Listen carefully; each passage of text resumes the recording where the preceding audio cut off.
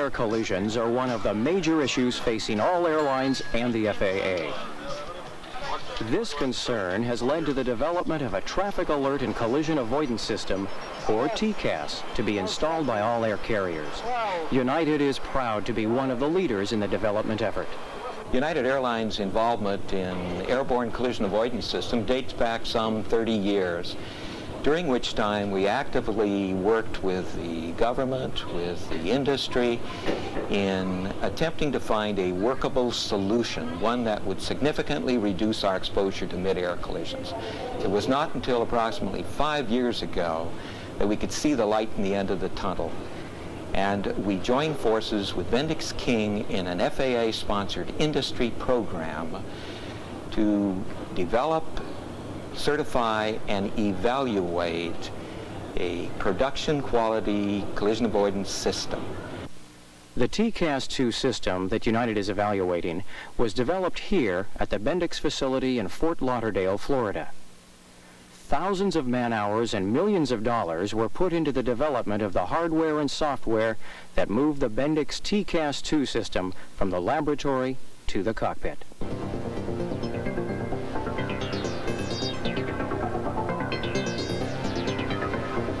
Bendix spent months running hundreds of near-miss encounters in this specially designed test chamber. The object in the center of the chamber represents an aircraft fuselage. On top is a directional antenna that detects intruder aircraft.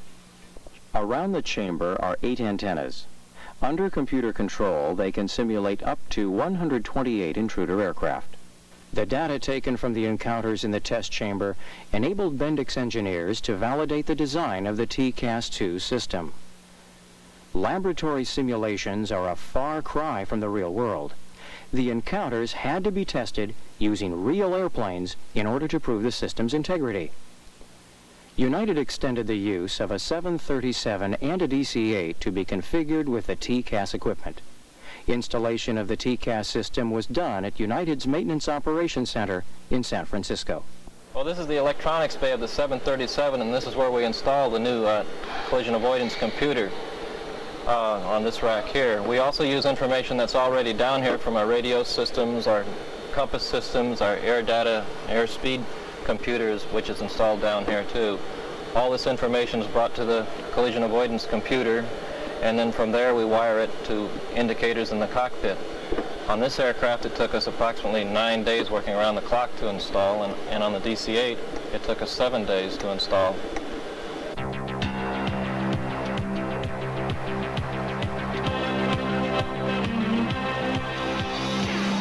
Throughout 1987 and the beginning of 1988, the United Bendix TCAS team flew over 103 planned encounters in cleared airspace around the San Francisco and Miami-Fort Lauderdale areas.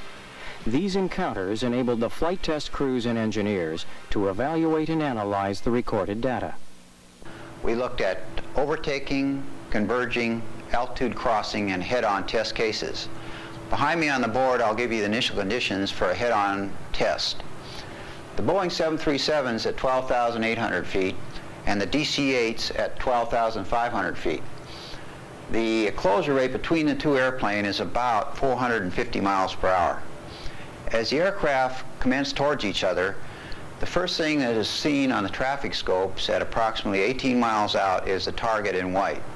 As the collision develops, the DC-8 and the 737, when they're about 40 seconds apart, generate a TA, or a traffic advisory. The speakers say traffic, traffic, and both targets on their TA scopes turn yellow. As the collision commences, when we're within 25 seconds of hitting each other, the targets turn to red. The speakers say whatever the resolution advisory is that is generated. In this case, the DC-8 generates a RA descend, and the 737 generates an RA climb.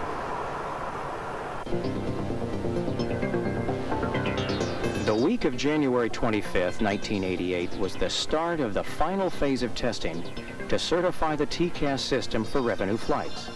United and Bendix were finally ready to show the FAA what TCAS could do.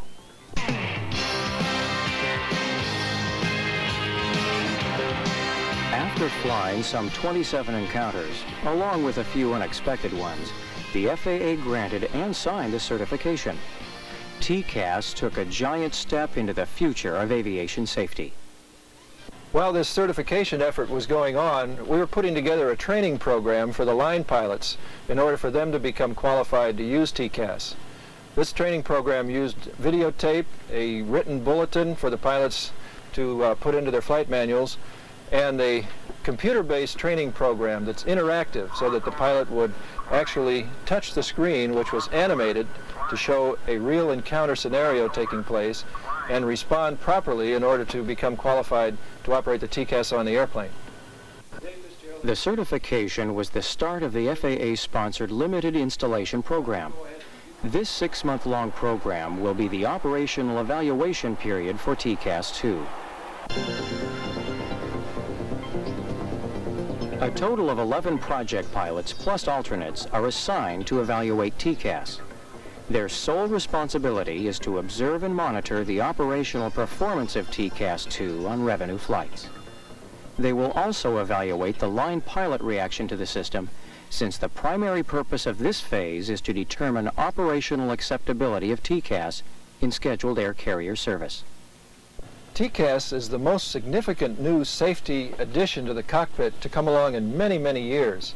It's like adding a new set of eyes to the crew, electronic eyes that constantly monitor the traffic around your airplane and warn the pilot when action needs to be taken.